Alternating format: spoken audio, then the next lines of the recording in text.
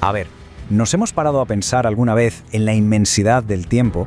Hablamos de millones de años de existencia humana. Es que es un océano tan vasto que es casi imposible de abarcar con la mente. Entonces, ¿cómo es posible darle sentido a todo eso sin perderse? Hoy vamos a desvelar, digamos, el secreto de los historiadores, ese esqueleto, ese mapa maestro que usan para dar forma, orden y sobre todo para darle un significado al gran relato de nuestro pasado. Esta es la pregunta del millón, ¿eh? El desafío fundamental. Y la respuesta, desde luego, no es una simple lista de fechas. Imaginemos un puzzle, pero uno de 1.000 millones de piezas, todas esparcidas por el suelo, y sin la foto de la caja para guiarnos. Pues bien, ese es el reto de la historia. No se trata solo de identificar cada piececita, sino de descubrir cómo encajan, de encontrar el orden, la estructura dentro de ese aparente caos, para que al final podamos ver el dibujo completo. Y aquí es donde empezamos a construir nuestro mapa. El primer pilar, la idea fundamental, es entender que la historia no es un conjunto de leyendas o de cuentos, no. Aspira a ser una ciencia, una disciplina que a través de un método riguroso, sistemático, busca poner orden y luchar por un ideal que es clave, aunque a veces muy complejo, la objetividad al mirar hacia el pasado. El trabajo del historiador es, en el fondo, muy parecido al de un detective del tiempo. Claro, no tiene testigos vivos de casi nada, así que sus pruebas son los registros que han sobrevivido. Un trozo de cerámica, una carta olvidada en un archivo, un hueso enterrado, un texto legal grabado en piedra. Lo que hace es analizar esas pistas, las contrasta, busca patrones y con todo eso reconstruye los acontecimientos buscando siempre el relato más coherente y pegado a la evidencia que tiene. Es un trabajo de reconstrucción minucioso, constante. Bien, ya que entendemos el método, ¿por dónde empezamos a trazar este mapa? Pues los historiadores lo hacen con un único corte. Una división tan profunda, tan fundamental, que lo cambia absolutamente todo. Una sola innovación humana, una tecnología, que parte la inmensa línea del tiempo en dos grandes eras que son radicalmente distintas. Y esa gran innovación, ese punto de inflexión de toda la historia humana es la escritura. Así de simple y así de potente. Antes de ella, todo lo que sabemos del pasado lo reconstruimos con la arqueología, la antropología. Es la que llamamos etapa ágrafa, la era sin palabras escritas. Y después de ella, la humanidad empieza a dejar un rastro documental a propósito. Es la etapa escrita. Piénsenlo, un solo invento que no solo nos permitió registrar lo que pasaba, sino que hizo posible crear leyes complejas, imperios gigantescos y una transmisión del conocimiento que, cambió el destino de nuestra especie para siempre. Vamos a meternos primero en la etapa ágrafa, que es de lejos la más profunda y la más larga. Y para que nos hagamos una idea real de su tamaño, si toda la existencia humana, desde el primer homínido hasta hoy, fuera un solo día de 24 horas, la historia escrita ocuparía solo los últimos segundos antes de la medianoche. La práctica totalidad de nuestro viaje como especie ocurrió en esta era silenciosa, larguísima y llena de misterios. Pero, ojo, incluso en este océano de tiempo sin escritura podemos encontrar orden.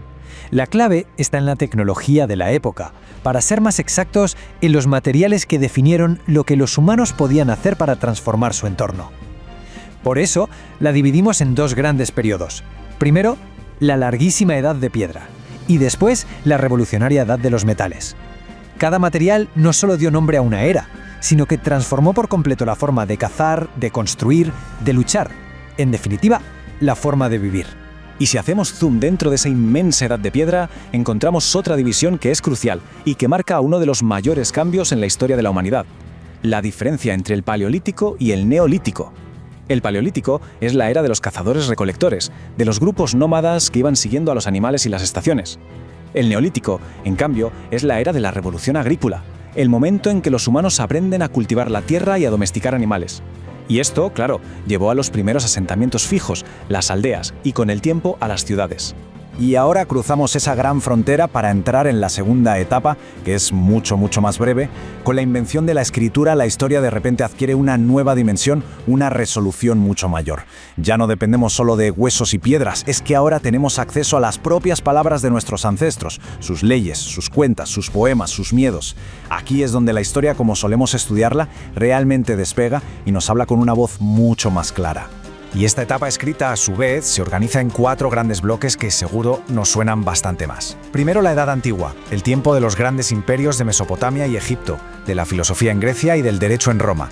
Le sigue la Edad Media, un periodo definido aquí en Occidente por el feudalismo, el poder de la Iglesia y la formación de esos reinos que acabarían siendo las naciones europeas. Después la Edad Moderna, que arranca con la caída de Constantinopla y se convierte en la era de la imprenta, del Renacimiento, de la Reforma y de los grandes viajes que conectaron el mundo.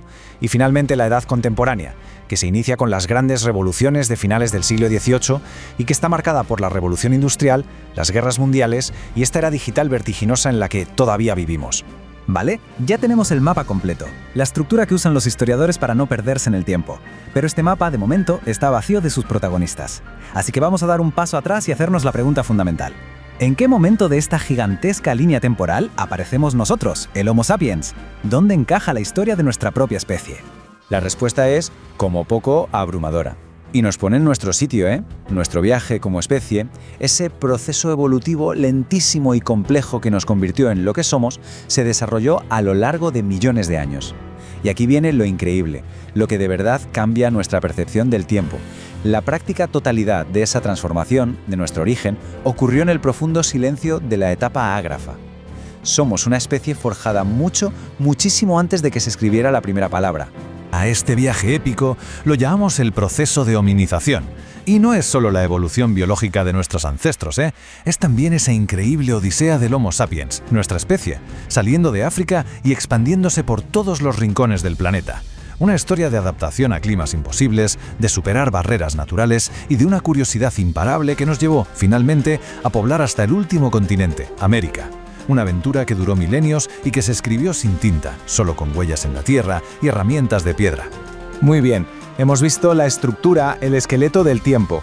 Pero más allá del interés académico, la pregunta clave ahora es, ¿y todo esto, hoy, para qué nos sirve? ¿Por qué debería importarnos conocer esta forma de organizar el pasado en nuestro día a día, en un mundo que se mueve a una velocidad de vértigo?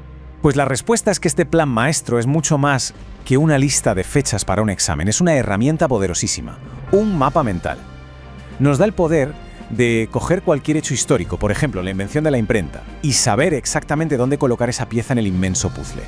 Entender que pertenece a la Edad Moderna nos permite conectarla al momento con el Renacimiento, con la Reforma Protestante, con la era de los descubrimientos. De repente un hecho que parecía aislado cobra un contexto y un significado infinitamente más profundo. Esta idea, la verdad, es que lo resume todo a la perfección. Organizar el pasado no es un simple ejercicio académico para memorizar datos. Es un acto fundamental de autoconocimiento, porque al poner orden en nuestra historia colectiva, al entender las causas y las consecuencias que nos han traído hasta este preciso instante, es cuando podemos empezar a comprendernos mejor a nosotros mismos, como sociedad y como individuos, en el presente. Y así terminamos donde empezamos, pero ahora con un mapa en las manos. Un mapa que abarca desde las primeras herramientas de piedra hasta esta era digital hiperconectada en la que estamos.